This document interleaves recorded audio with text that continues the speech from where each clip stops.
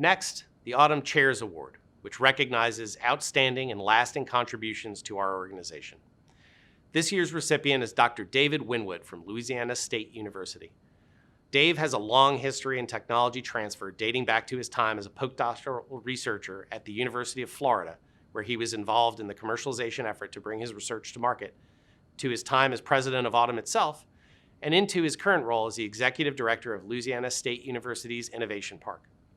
Dave is one of the leading voices in our profession. He's run successful technology transfer enterprises at a number of universities and has always been an influential advocate for technology transfer in adjacent areas of our innovation ecosystems. Dave has served as the treasurer for the Association of University Research Parks, a board member at the Alliance of Technology Transfer Professionals, the organization that administers the RTP designation, and a longtime board member for the Council on Governmental Relations, or COGR. I mentioned Dave's work with other organizations, so you'll notice his role as bridge builder, research parks, professional designations, international engagement, and public policy. These are areas now widely viewed as part of technology transfer and part of Autumn's mission, but not always during the time that Dave was doing the work. The pioneers of our profession were able to see that the future of technology transfer and knowledge exchange was always broader than a patent license. Dave saw that technology transfer was part of an innovation ecosystem that had to work well for all the other parts to succeed. He always focused on making sure transactions were high quality, that you had first to understand the point of view of the licensee in order to create a long-lasting partnership, and the seminal role that universities can play in the economic impact of their communities. How do I know all this? I had the pleasure to be on the board during Dave's time as president, and I worked at UNC Chapel Hill when he helped drive the early successes of NC State's Centennial Campus. Of course, as some of you might already know, Dave was also my supervisor during my first tech transfer job. With the hindsight of 25 years, I can say that Dave treated me exactly the same on the day I first took a temporary job at UNC, filing paperwork and updating the database, as he did on the day I called him to say he had been awarded Autumn's highest honor, the 2021 Chairs Award. With kindness, respect, and a willingness to share what he knows. Dave has long earned this distinction, and I'm glad to be the person who gets to bestow it on him. Dave? Thank you for those kind words, Mark. It seems like an age since you and I began our tech transfer careers at UNC Chapel Hill, and indeed, it is an age.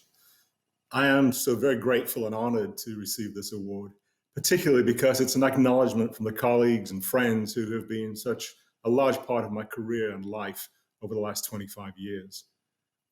My path to tech transfer profession was the reverse of many of my peers. Rather than working in tech transfer and leaving to become part of a startup company, a path taken by Mark before his return to academic tech transfer, I first worked in 3 startups. That move for me was life-changing, and as I approach the later stages of my career, I can reflect on the wide range of experiences that made life interesting along the way. Among the experiences, I include the privilege of working with many extraordinary innovators and getting a glimpse into their minds and methods. Several of the innovators in my portfolios over the years have received major accolades and recognition, including the Lemelson Prize, the Presidential National Medal of Technology and Innovation, and induction into 1, 2, or in one cases, all of the national academies. A couple of them have started companies that have become very successful with market caps in the billions of dollars. Others have been key players in developing groundbreaking new therapies. Also, the privilege and good fortune to learn the fundamentals of this business from a few of the pioneers in our profession, including Fran Meyer at UNC Chapel Hill, who hired me as a neophyte, and Mark Kroll at NC State. While the lessons I learned from these leaders were invaluable, there were so many more lessons to be learned from colleagues in my own offices, and so very many more from my colleagues around the world. Although my technical and pre-tech transfer background is in chemistry and drug development, my great interest as far back as high school days was how public policy intertwines with science and technology. To educate myself in that arena, I embarked on a spare time master's program in the mid-90s, focused on business, technology, innovation, and globalization. And that was probably my catalyst for my decision to volunteer for Autumn's Public Policy Committee. And this turned out to be an introduction to another group of legends in our profession, including Howard Bremer and Joe Allen, How incredible to be able to count the originators of modern tech transfer policy as colleagues. I had found my natural home in the Autumn community, and from there I was fortunate to move into a board position, at that time a VP position with a public policy portfolio, a role I held for 3 years as we reorganized the board structure. A few items stand out to me as highlights of my time on the Autumn board and as president. A better seat at the table with other higher education associations.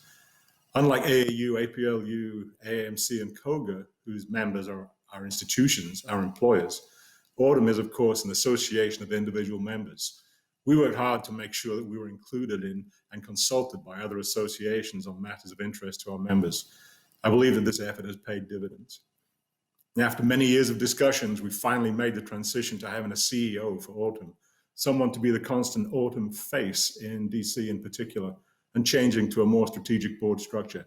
I think it's working well. And being called on to testify in the US Senate on the matter of patent reform. And I know that our CEO, Steve Susalka, has also been asked to provide input to elected officials, and most recently to the new US administration regarding policies impacting tech transfer, elevating the visibility of Autumn and our profession. Pushing along the aesthetic rebranding of Autumn after realizing how old and dated our look was while I was presented alongside peers from Europe in super cool Stockholm, the ground zero for modern design. And ramping up Autumn's communications capabilities.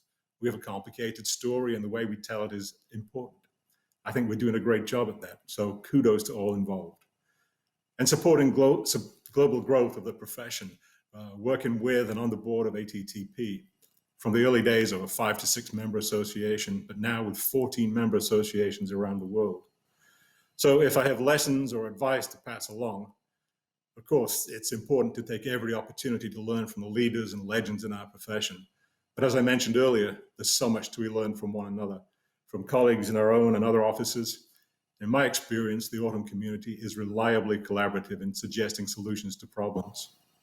Be aware of the external issues that drive our profession and our employers. We don't operate in a silo. And being informed on matters of policy is important, even if the material seems dry. Again, I'm grateful and honored to receive this award. I wish all of you great success as you take on the challenges facing our global community. Thank you. Congratulations, Dave.